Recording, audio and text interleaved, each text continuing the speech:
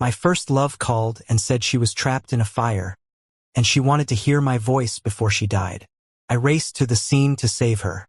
But when I got there, surrounded by flames, I found nothing but a cat. I stumbled out, clutching the cat. My arms burned red and raw. People pointed at me, laughing so hard they nearly bent over. "Is this for real?" They chuckled. "This is the real definition of a simp, risking his life like that." In the crowd, my ex, unscathed, walked over to me.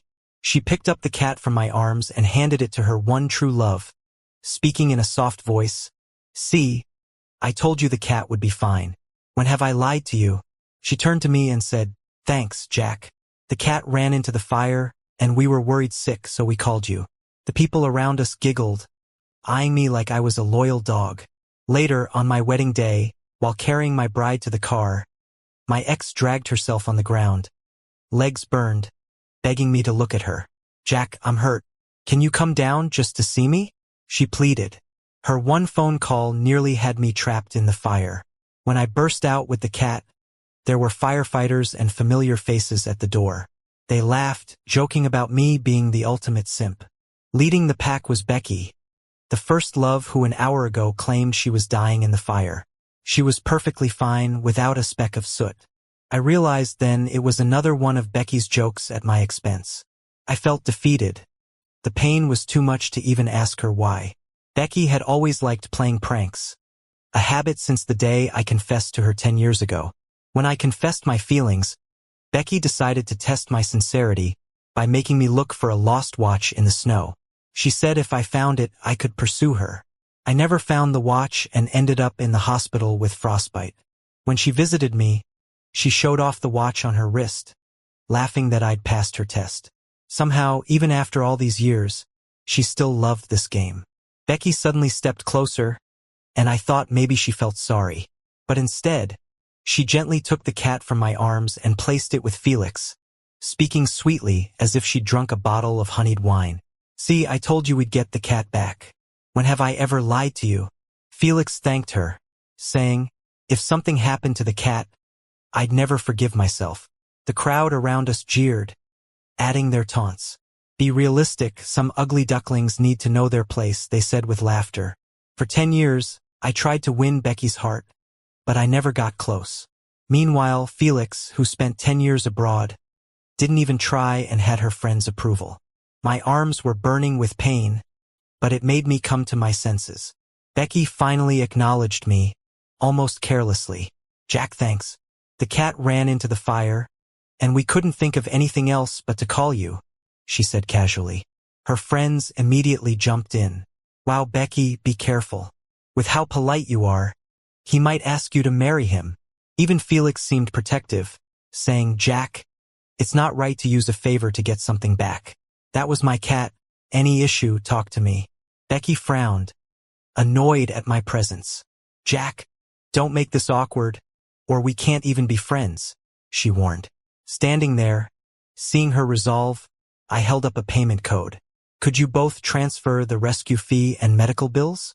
Becky paused, then sneered. "Felix, why are you still acting like a child at 29? Do you think stunts like this are charming?" As soon as Becky finished, her friends chimed in. "Jack, get a clue. Ugly ducklings don't beat swans. Are you doing this because you're jealous of Becky and Felix?" Once their laughter died down, Felix acted hurt. "Jack, here's 20 grand. Is that enough? Please don't make it hard for Becky. She only called because of me. Blame me if you have to." Felix took the blame, and Becky's heart seemed to melt at his words. "Jack, don't you dare bully Felix in front of me," Becky shouted, giving me a shove.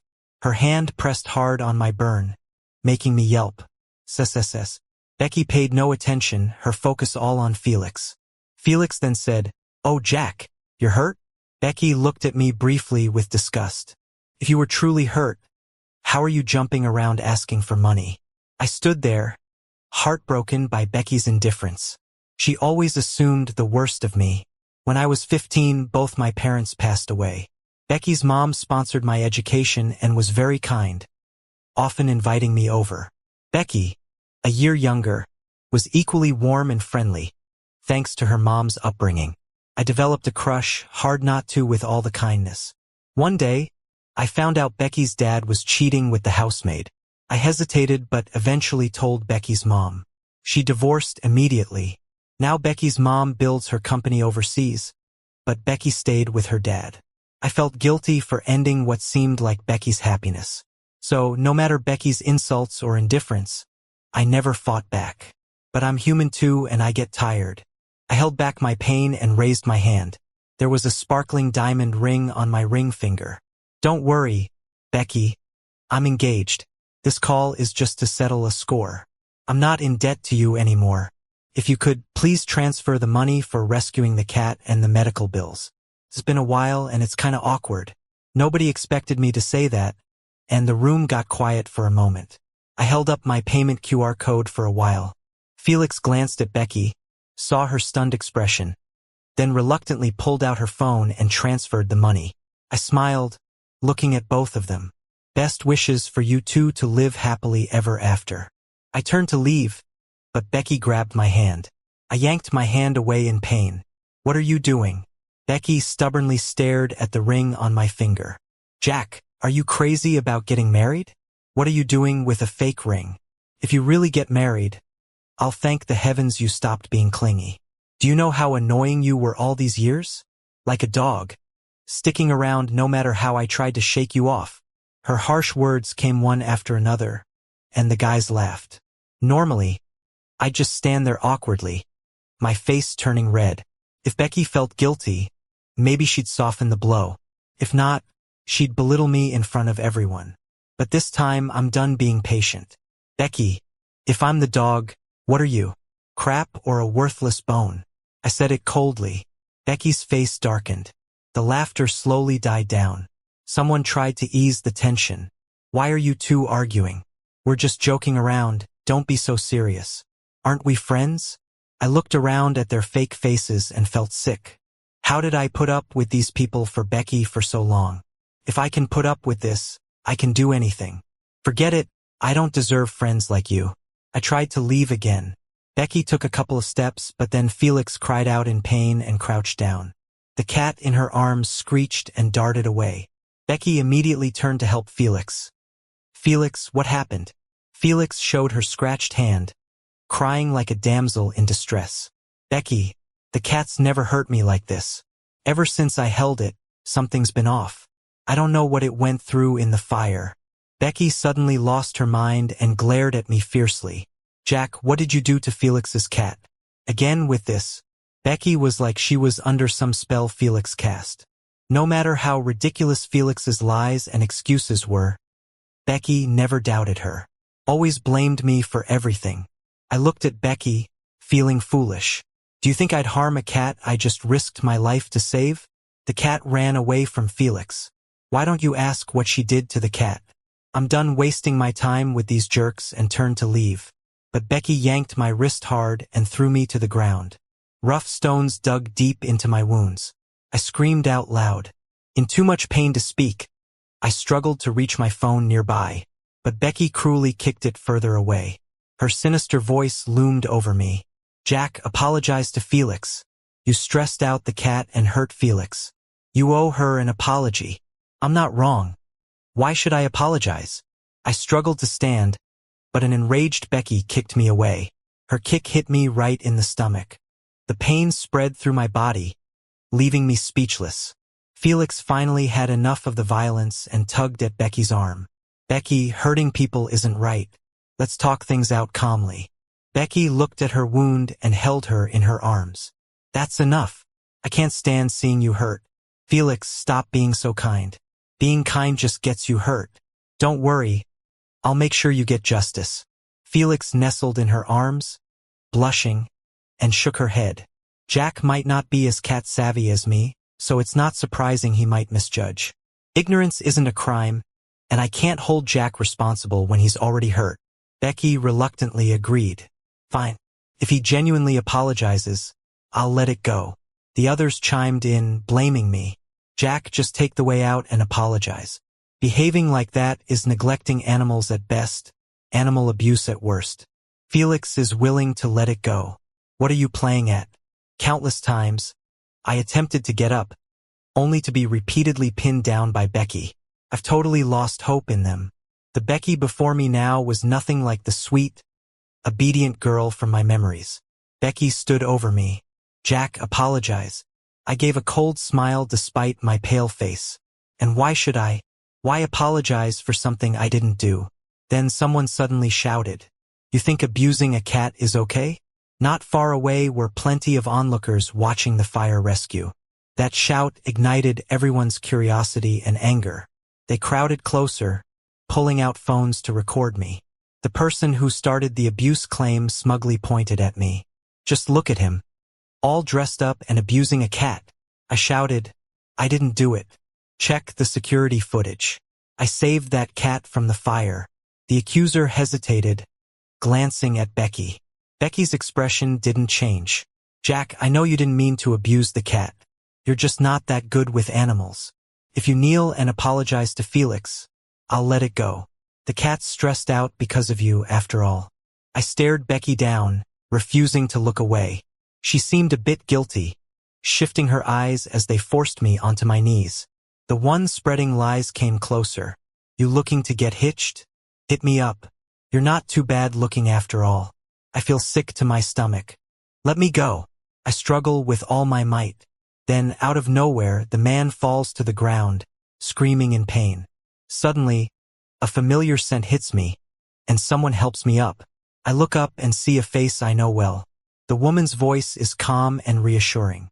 "You left the party halfway through and I got worried, so I checked the cameras. Sorry I was late. Stella got here just in time." I relax completely, and all the pain I ignored floods in. It hurts so bad. So bad. Stella helps me gently, and I shake my head with a smile. "It's not too late. Let's get out of here." Before I finish, Stella gives me a calming look. "The assistants already called the hospital. They're ready for you. We'll take you there soon, but please hold on a bit. Let me handle the situation here." Her serious expression makes it seem like she's talking about something incredibly important. But one look into those deep, caring eyes shows how worried she is. I feel a bit embarrassed, thinking I might have held her up. I nod.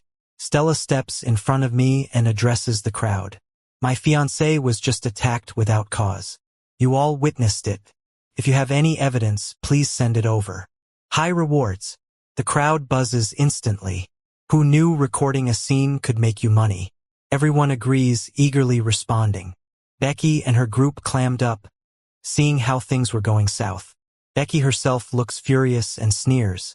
"Jack, where'd you get such a good actor? Looks pretty real. But your tricks won't work. You hurt a cat. Originally, I was gonna let you apologize to Felix and call it even. But you're too stubborn.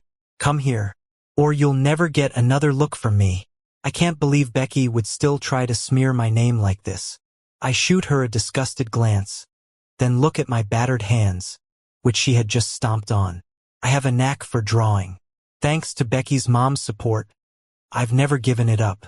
But after I beat someone in a competition, I got taught a lesson. Back then, Becky was like a fierce little beast, standing firm in front of me. But now, the one who's hurt me the most is her. I avert my eyes, refusing to look at her. Becky's voice shakes as she speaks again. "Jack, get over here. Don't make me say it twice." Instead, I grab on tighter to the person next to me. Stella gently pats my arm. Casually, she asks her assistant, "Have you called the cops?" The assistant nods, indicating all the evidence is collected. Stella's sharp gaze sweeps over the dozen or so people facing us. Accusing my fiancé of hurting a cat, then beating her up? I won't let it slide. I'll hire a lawyer. At that moment, I felt like a thirsty traveler in a desert finally finding a life-saving oasis. My aching heart seemed to be soothed and healed. Some of Becky's friends start getting restless, whispering among themselves, "Isn't this guy looking like the heir of that super rich family?" At that birthday bash for the old man's 75th, my dad had to beg for an invite. Took me along. "Heck, he really does look like him." Someone else scoffs, dismissing it. "Oh, come on, Jack knowing someone big? No way. Exactly, the Stella family's loaded. No way she hangs with her." Another person mocks Stella. Who do you even think you are? You think you can just sue like that? We got proof he hurt the cat. I shout angrily. That's a lie. I didn't hurt the cat. I saved it from a fire. All because of what Felix said. You jumped to conclusions. But the cat was just in his hands. I tremble, recalling the helplessness I felt earlier when they accused me. Suddenly, someone in the crowd shouts, I live right across from that coffee shop that caught fire. This young man here ran into the flames to save a cat. Look at his arm, it's all burned. Once someone stands up for me, the group who thought they were in the right goes silent. Felix, who started accusing me, hides behind Becky, speechless. The wailing sirens of the police cars get louder. The expressions on everyone's faces behind Becky change drastically. Becky, what do we do now? They thought it was all just a joke before. But this powerful woman, no mercy. She even got the police involved. No one knows where Jack got to know these people. I watch as the faces of those who hurt me fill with fear, sticking close to Stella. Turns out they can feel scared too. The ones hanging with Becky aren't as well off as her, and those who don't like her. Becky's got a stubborn streak.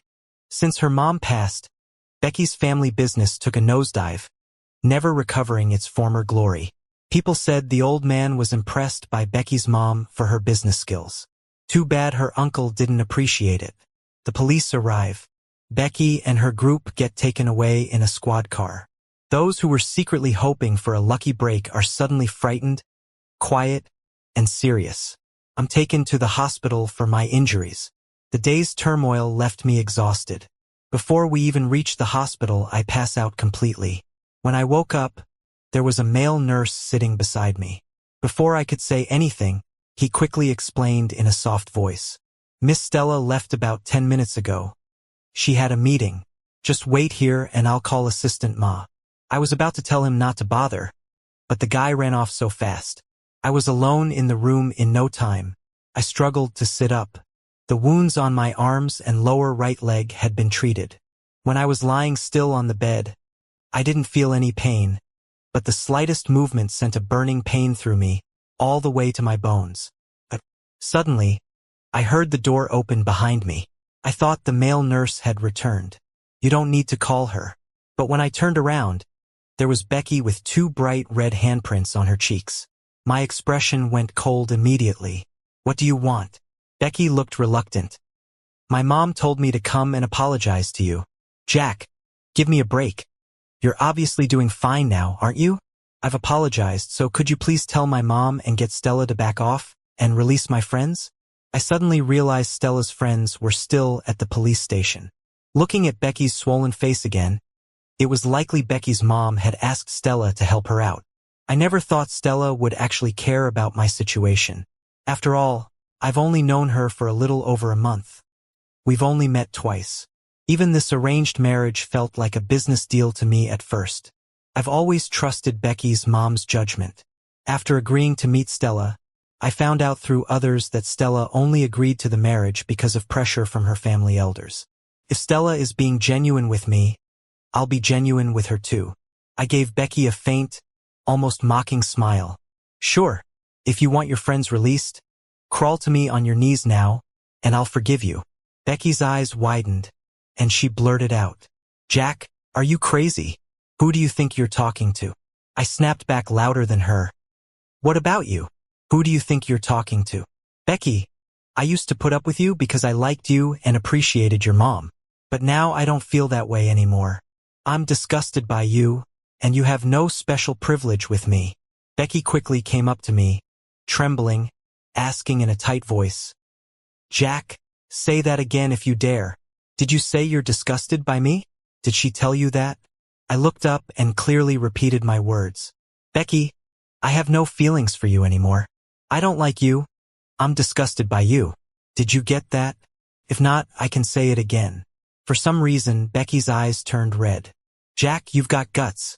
Even if you beg me for forgiveness, I won't care anymore. Hearing this, I was reminded of an incident from the past and snickered. One Christmas, all the apples nearby were sold out, and Becky asked me to get her some. When I asked who they were for, she said Felix. I refused, and she gave me the cold shoulder for 2 months.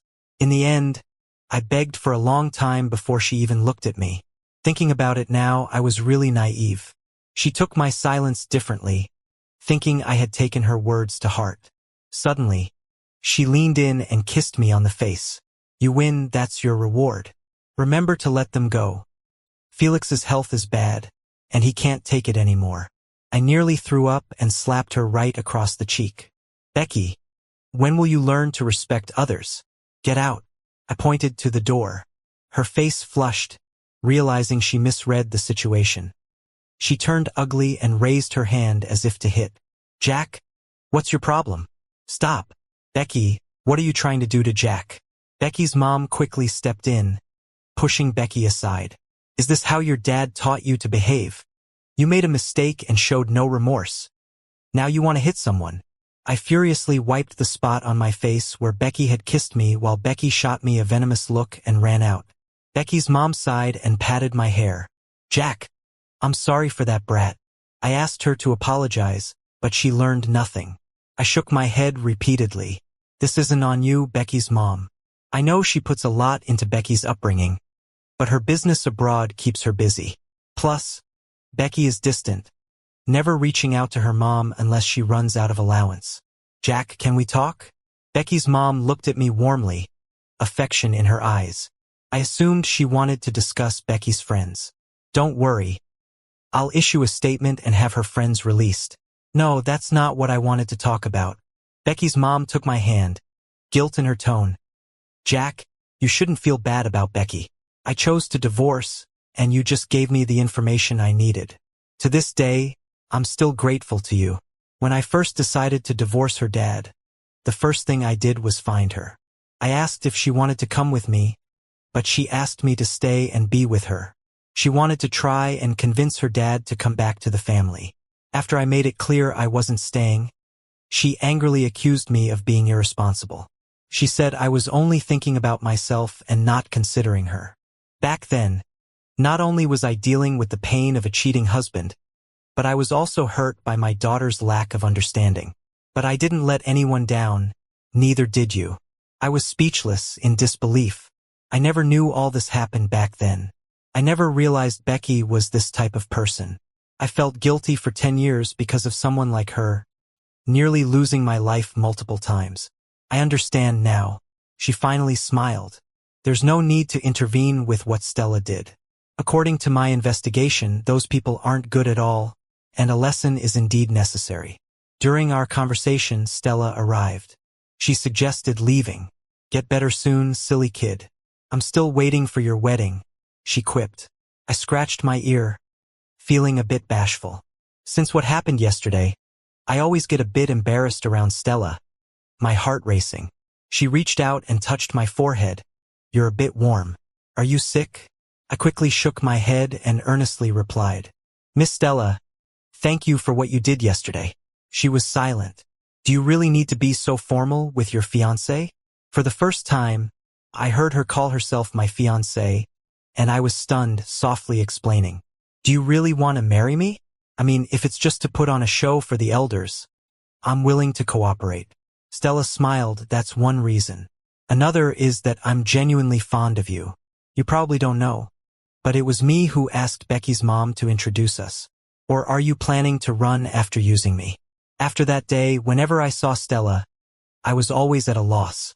I never expected someone with such a strong family background to be interested in me.